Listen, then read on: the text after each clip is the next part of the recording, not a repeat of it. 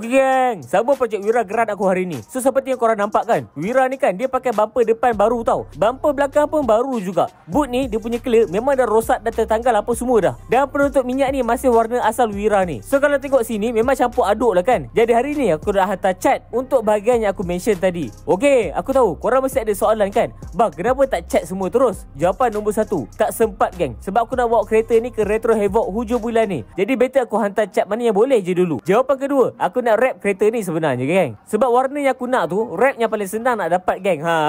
So aku nak buka bumper depan ni dulu. Tapi sebelum tu kena jack sikit kereta ni. Sebab bolt bumper depan memang agak susah sikit nak capai tanpa jack kereta. Okey, aku buka grill depan ni dulu dengan potong kabel tight dia. Lepas tu aku buka skru dekat tepi ni, kiri dan juga kanan. Dan ada 2 bolt dekat bawah, 2 dekat kanan dan 2 dekat kiri.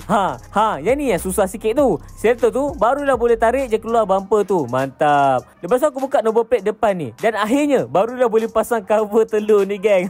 Aku pakai cover telur ni kan sebab aku nak nampak clean je. Mantap. Settle dah. Lepas tu aku turunkan kereta balik dan aku tolak kereta ni ke depan. Macam ni lah buat kerja dekat kawasan yang sempit geng. Yang number plate cover ni kan aku dah buka awal-awal dah. So untuk buka boot belakang ni aku kena cabutkan spoiler dulu. Disebabkan aku taruh tip sikit je, jadi senang nak buka. Mantap. Lepas settle tu aku proceed untuk buka lampu belakang pula. Yang ni semua guna nut je, so tak susah pun. Okey, lepas tu dalam ni ada kabel lampu dan kabel boot tau. Kena buka tu juga. Just tarik je keluar. Mantap. Jadi ni dia kabel-kabelnya. Okey, untuk buka boot ni kena 2 orang tau. Jadi aku kena tunggu pembantu aku balik rumah dulu.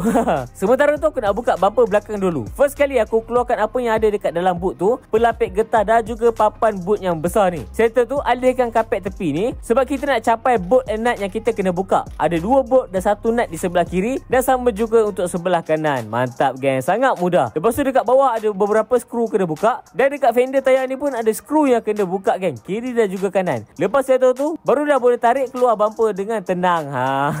Alright, lepas tu aku nak buka penutup minyak ni pula. Senang saja geng. Nampak tak bolt tu? Buka je 2 bolt tu dan boleh cabut macam biasa geng. Akhirnya pembantu aku sudah sampai geng.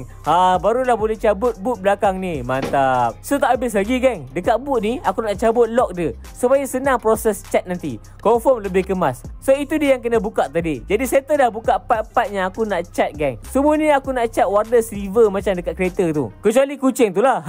So semua ni aku sumbat dalam MV dan bawa ke kedai geng. Haish geng, ini memang plan last minute ni. Ada lebih kurang 2 minggu je lagi untuk Retro Havoc. Aduh. Okey geng, jangan lupa follow aku untuk update seterusnya.